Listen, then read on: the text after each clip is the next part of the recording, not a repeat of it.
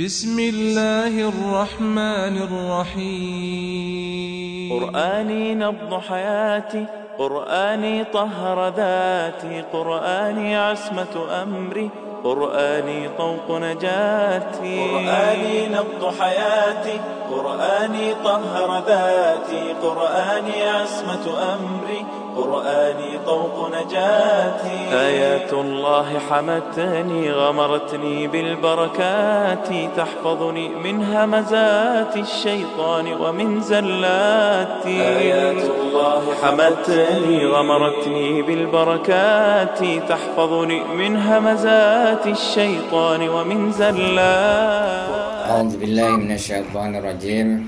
بسم الله الرحمن الرحيم. Alhamdulillahi rabbil alamin, wabihi nasta'in, wa sallallahu ala Muhammadin wa ala alihi thayyibin at-tahirin wa ashabil mayaminal muntajabin. Alhamdulillah, pada malam hari ini kita bersama-sama dalam majelis kajian kitab Adab-adab Salat karya almarhum Imam Khomeini rahmatullah alaih. Sebagaimana pertemuan sebelumnya, sebelum kita ngaji kitab beliau, kita kirimkan surah Al-Fatihah kepada ruh suci beliau. Al-Fatihah. A'udzubillahi minasyaitonirrajim. Bismillahirrahmanirrahim. Alhamdulillahirabbil alamin, arrahmanirrahim, Maliki yaumiddin, iyyaka na'budu wa iyyaka nasta'in, ihdinas siratal mustaqim, siratal ladzina an'amta 'alaihim ghairil maghdubi 'alaihim waladdallin. Allahumma shalli ala Muhammadin wa ali Muhammad. Allahumma shalli ala Muhammadin wa ali Muhammad. Allahumma shalli ala Muhammadin wa ali Muhammad. Pada pertemuan ini kita akan membahas pasal ketiga, menjelaskan tentang khusyuk. Salah satu dari perkara bagi salik sangat penting dalam seluruh ibadah, dan terutama ibadah salat, yaitu mendapatkan kondisi khusyuk yang pada hakikatnya khusyuk yaitu khudu' tam, yakni ketundukan tam. Tam artinya sempurna, ketundukan sempurna yang bercampur dengan kecintaan atau perasaan takut. Jadi perasaan cinta dan perasaan takut. Beliau memaknai khusyuk di sini yaitu khudu' tam, ketundukan sempurna bercampur dengan hub, cinta, atau khauf, takut. Jadi salah satu diantaranya, apakah cinta atau takut. Dan itu dihasilkan dari mengkonsepsi, mengetahui keagungan, kekuasaan dan haibah, keindahan dan keagungan. Haibah, jamal dan jalal. Haibah bahasa Indonesianya dia apa istilahnya di mana hebat ya. Tapi haibah itu bercampur suatu kekaguman. terhadap keindahan dan keagungan. Dua sifat Tuhan, yaitu Jamal dan Jalal. Dua sifat ini berhadap-hadapan.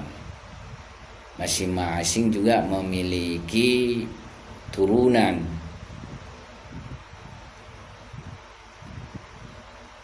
Pembahasan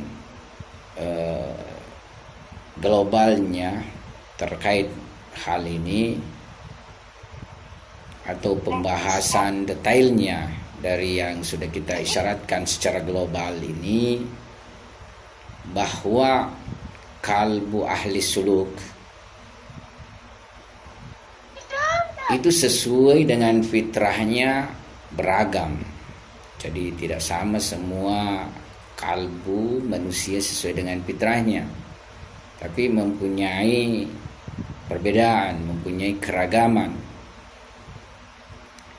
Sebahagian kalbu jelmaan keindahan dan iski, yaitu kecintaan, dan sebahagian fitrah perhatian kepada keindahan yang dicintai.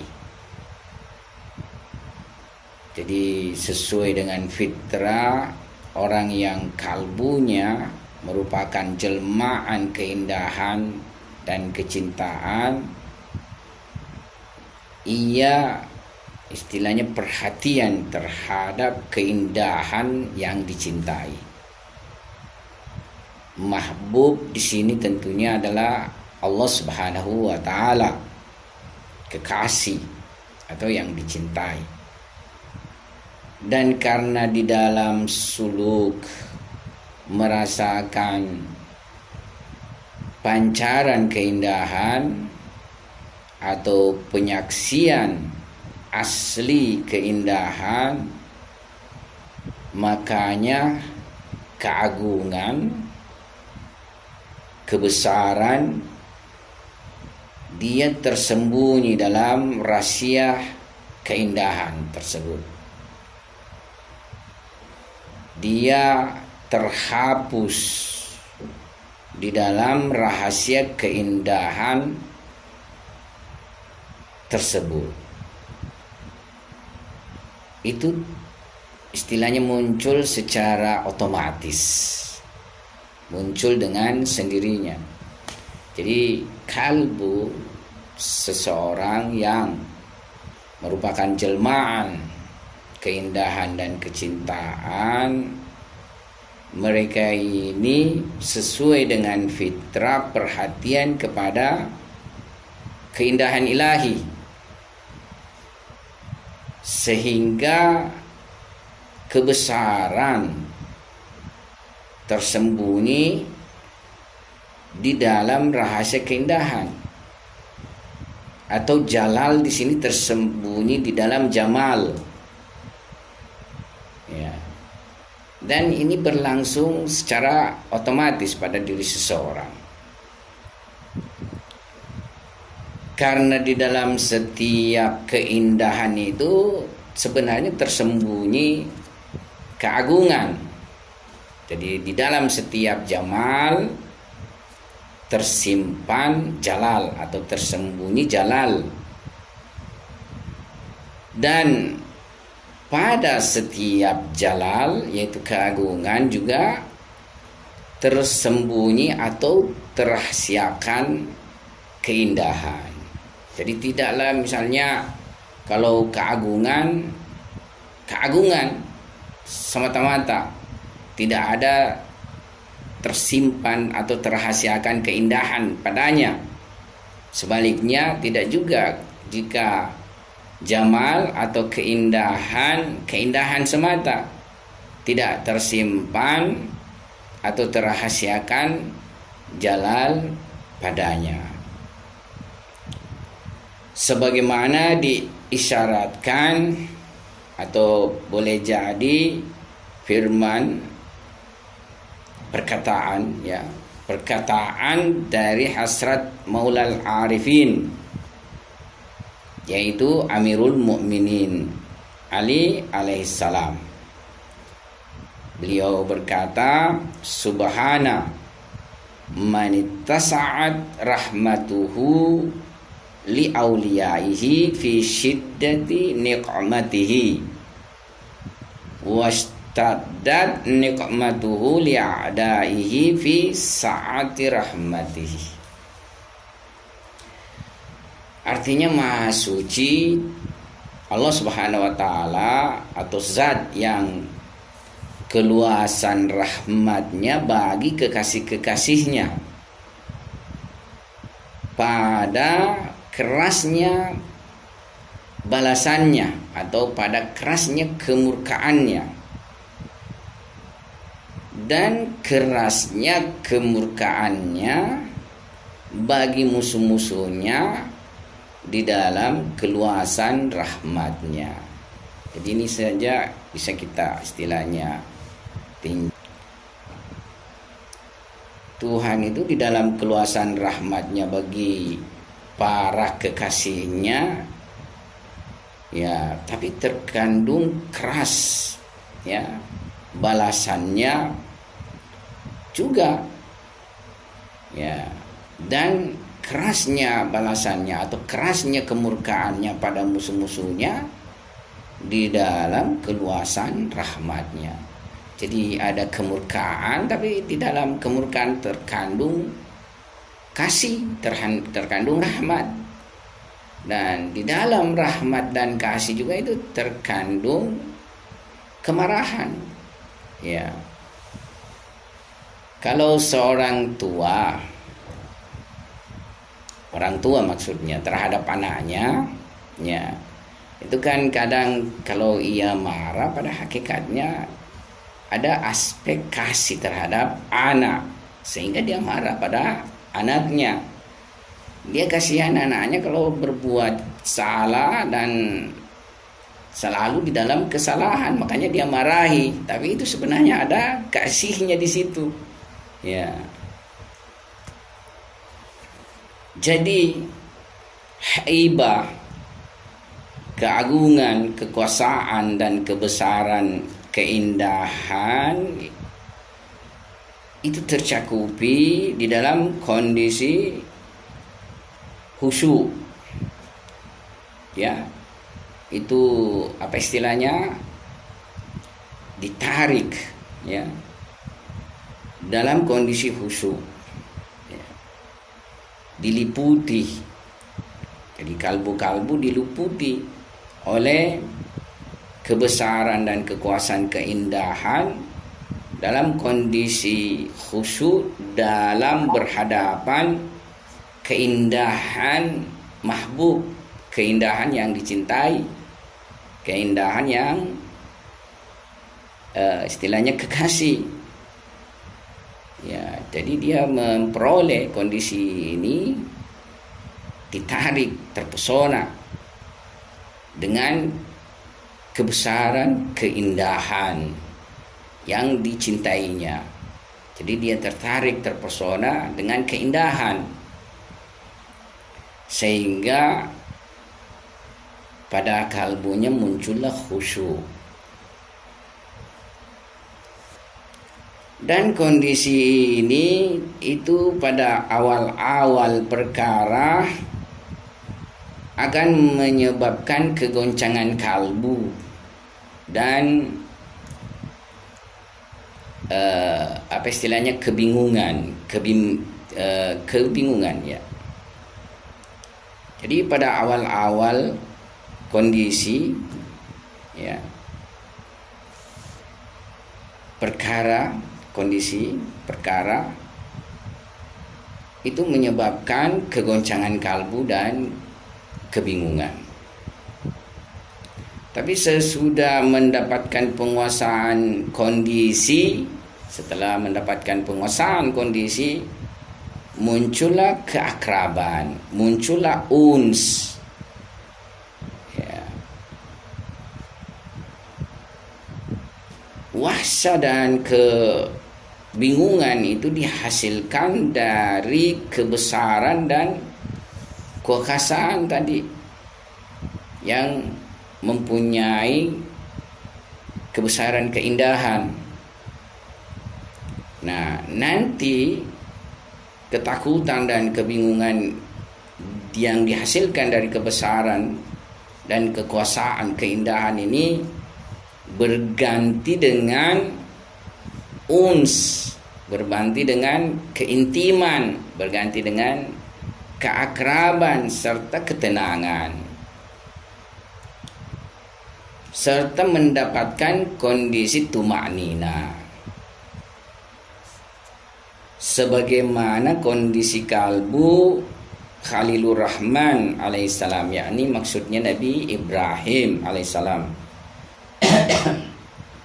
Sebagaimana kita singgung pertemuan sebelumnya, Nabi Ibrahim istilahnya bermohon kepada Tuhan, kaifa tuhyil mauta, bagaimana engkau menghidupkan yang mati. Tuhan berkata, awalam tu'min, ya, apakah kamu belum beriman? Qala bala, Nabi Ibrahim bilang, bala, saya sudah beriman. Ya, walakin lihat ma'inna kalbi, tetapi supaya kalbuku mendapatkan tuma'ninah. Nah, ini tadi kalbu yang merupakan jelmaan keindahan dan kecintaan. Tapi sebahagian lagi kalbu merupakan jelmaan keagungan dan khaufi, yakni ketakutan, perasaan takut. Ya, kalbu-kalbu ini senantiasa merasakan kebesaran dan kibria, ketinggian serta keagungan Allah Subhanahu wa taala. Karenanya khususnya kalbu-kalbu ini adalah khaufi, perasaan takut. Kalau yang tadi perasaan cinta, kalau ini perasaan takut. Dan manifestasi serta tajalli nama-nama kahriya, yakni yang mengalahkan, dan jalaliyah serta keagungan, itu terjelma pada kalbu-kalbu mereka, sebagaimana yang terjadi pada Hazrat Yahya ala nabiyina wa alihi wa alaihi salam. Jadi kalau keindahan pada Nabi Ibrahim tadi misdaknya, tapi kalau khaufi, ketakutan, misdaknya itu pada Nabi Yahya alaihi salam. Jadi khusyuk ya, kadang bercampur dengan hub, cinta, perasaan cinta, dan kadang bercampur dengan khauf serta wahsyah, yakni takut, perasaan takut. Kendati pun di dalam setiap hubbi terdapat juga wahsyati, ya. Di dalam setiap kecintaan terdapat juga ketakutan, terdapat kekhawatiran.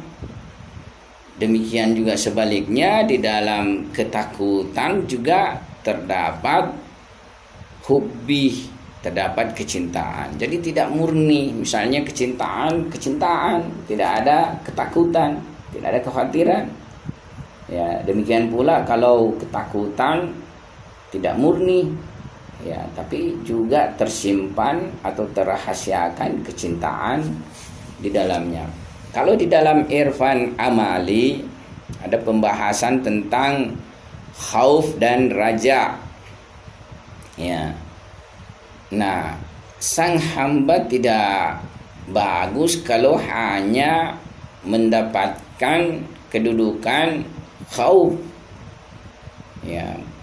Tapi dia juga mesti terimbangi dengan makam raja. Khauf yakni takut, kalau raja harap. Ya, demikian sebaliknya juga. Pada makam raja ya mesti juga diikuti atau dibarengi dengan makam khauf, supaya terjadi keseimbangan pada sang hamba. Ya. Dan tingkatan khusyuk itu sesuai dengan tingkatan merasakan kebesaran dan keagungan serta kebaikan dan keindahan. Jadi tingkatan khusyuk yang terjadi atau hadir pada seorang hamba itu tergantung pada tingkatan-tingkatan kebesaran dan keagungan atau kebaikan dan keindahan. Sekadar kebesaran dan keagungan terjelma pada kalbunya, maka sekadar itu juga ia mendapatkan khusyuk. Bagi yang tadi ini kalbu jelmaan khaufi, yaitu ketakutan. Demikian pula kadar tingkatan kebaikan dan keindahan yang terjelma pada kalbunya. Nah, sekadar itu juga dia meraih khusyuk. Ini bagi yang kalbunya tipe iski, yakni kecintaan.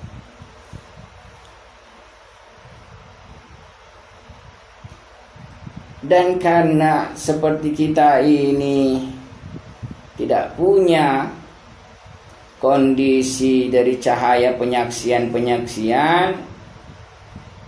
maka tidak ada jalan lain, mesti di dalam tujuan menghasilkan khusyuk dari jalan ilmu atau dari jalan iman. Ya. Sebagaimana firman Tuhan, qad aflahal mu'minun, sungguh beruntung orang-orang mukmin, orang yang mempunyai iman.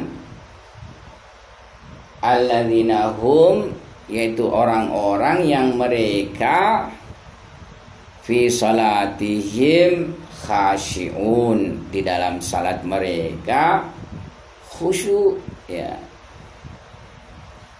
Jadi khusyuk di dalam salat ini mempunyai batasan dan alamat keimanan. Jadi menilai khusyuk itu dengan nilai keimanan. Jadi kalau ada nilai keimanan pada diri kita ini, kita akan mendapatkan khusyuk.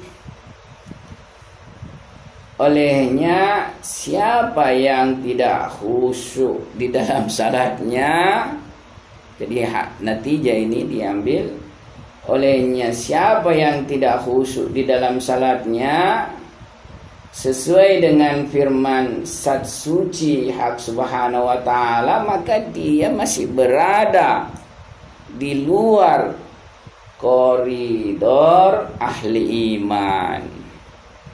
Jadi kita ini semua mungkin masih berada di luar koridor ahli iman, karena kita ini belum khusyuk salatnya.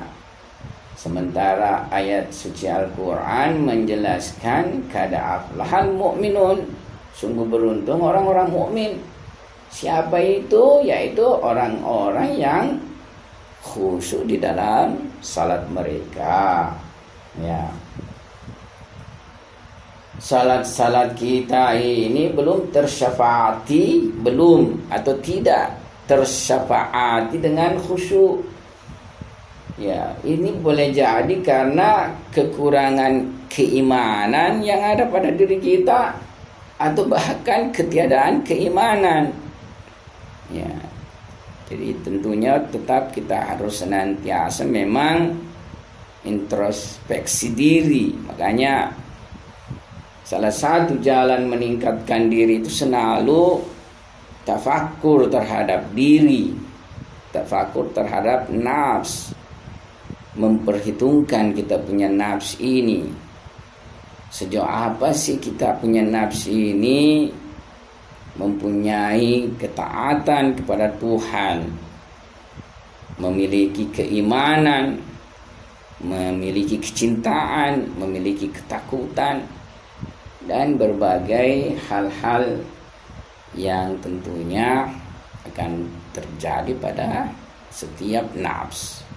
Kalau biasa-biasa saja nafsnya kita ini berhubungan dengan Tuhan, ya yakinlah bahwa nafs kita ini masih jauh daripada kesempurnaan yang mesti diraihnya.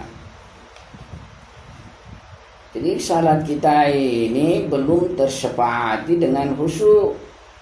Itu boleh jadi karena kekurangan iman atau ketiadaan iman sama sekali.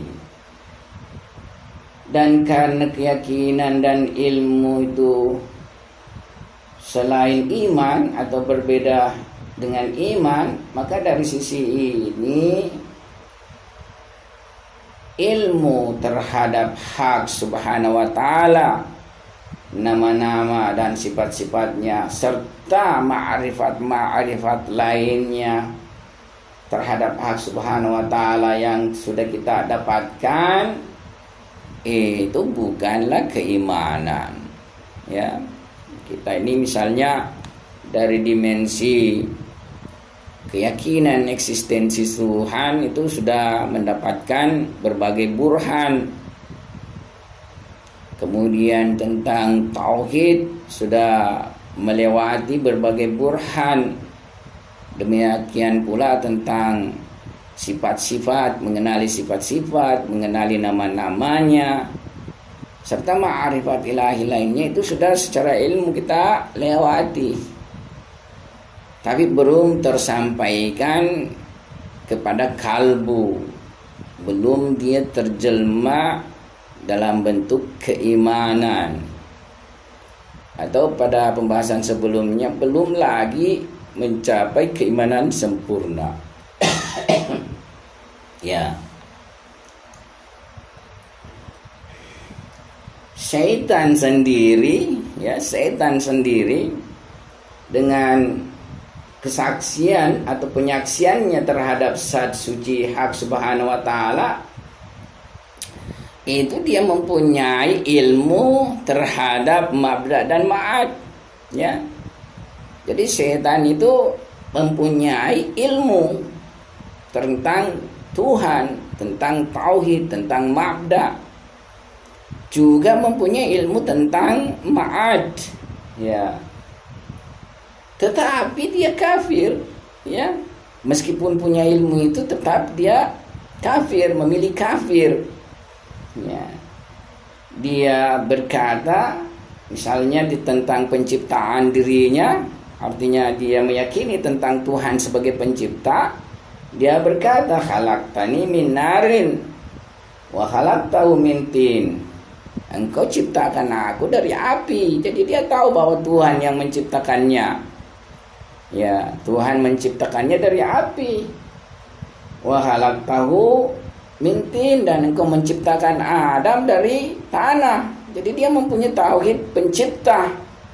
Dia mempunyai keyakinan tentang eksistensi Tuhan pencipta, bahkan tauhid. Jadi dia mempunyai keyakinan mabda dan ma'ad.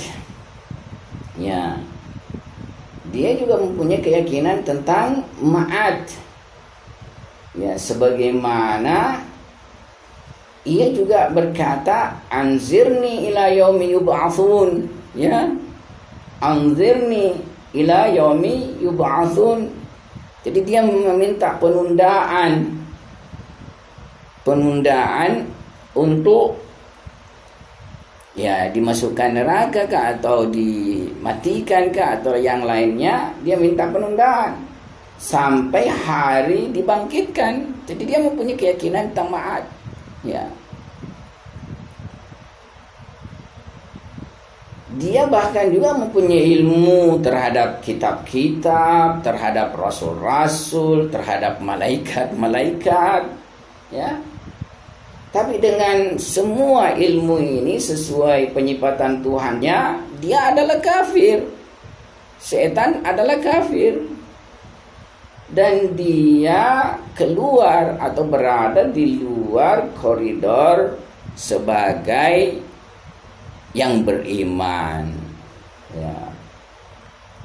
Oleh karena itu, ahli ilm dan iman, ahli ilm dan iman itu satu dengan yang lainnya berbeda.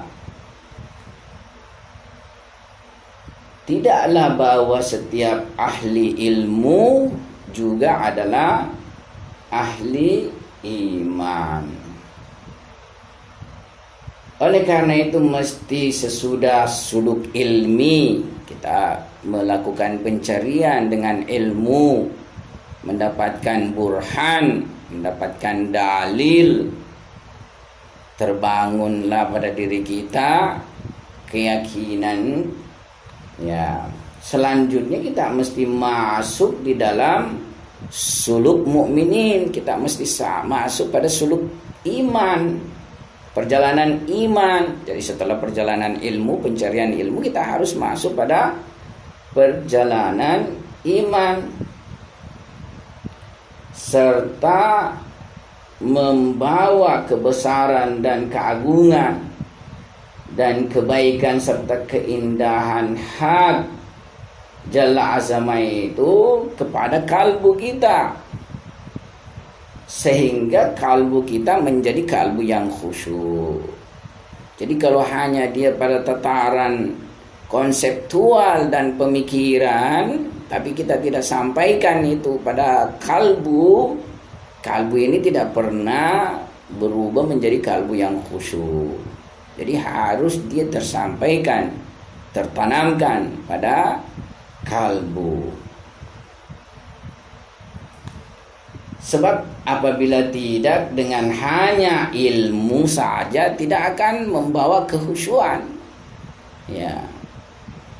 Kalau hanya sekadar ilmu saja itu tidak akan membawa kehusyuan. Jadi inilah istilahnya ada korelasi semua, ya, antara ma'rifat, ibadah dan akhlak atau amal saleh. Ini ada semacam hermeneutik, sikel hermeneutik, perputaran hermeneutik ini. Jadi sejauh pengetahuan kita kepada Tuhan dan kita beribadah kepada Tuhan yang diketahui, sejauh itu juga kita akan mendapatkan kekuatan iman. Dan semakin kuat iman kita, maka juga semakin akan tinggi intensitas ibadah kita. Jika tinggi intensitas ibadah kita juga, maka itu akan membawa kita mendapatkan ma'rifat semakin dalam terhadap Tuhan. Jadi ini ada korelasi, ada hubungan, ya, daur sikel satu dengan yang lainnya. Kalau hanya sekedar ilmu lantas ibadah tiada, itu tidak akan menguatkan iman, tidak menguatkan kalbu, ya. Atau kita ahli ibadah tapi bukan ahli ma'rifat, ini juga tidak terlalu membantu untuk mencapai makam dan kedudukan dekat atau qurb kepada Allah Subhanahu wa ta'ala, ya. Jadi sebagaimana yang kita lihat pada diri kita, kita ini mempunyai keyakinan terhadap mabda dan ma'ad, dan kita ini mempunyai keyakinan terhadap kebesaran, keagungan dan keindahan hak Subhanahu wa ta'ala. Tapi kita ini belum sampai memperoleh kalbu yang khusyuk. Kita belum sampai memperoleh kalbu yang khusyuk. Ya, saya pikir inilah kita punya ngaji malam hari ini. Nanti kita akan sambung karena ini barusan juga kita masih dalam suasana Lebaran. Kita istilahnya sebelum mengakhiri, saya mengucapkan selamat Hari Raya Idul Adha. Semoga kita juga ini mampu berkorban dengan anania, mengorbankan egoisme anania, innia diri kita, menyembeli syahwat dan hawa nafsu pada diri kita, sehingga kita terjemah sebagai insan merdeka, insan yang beribadah kepada Tuhan secara merdeka karena ingin dekat kepadanya, sebagaimana Nabi Ibrahim Khalilullah serta putranya Nabi Ismail alaihissalam. Sekian, wabillahi taufiq wal hidayah. Assalamualaikum warahmatullahi wabarakatuh. قرآني طهر ذاتي قرآني عصمة أمري قرآني طوق نجاتي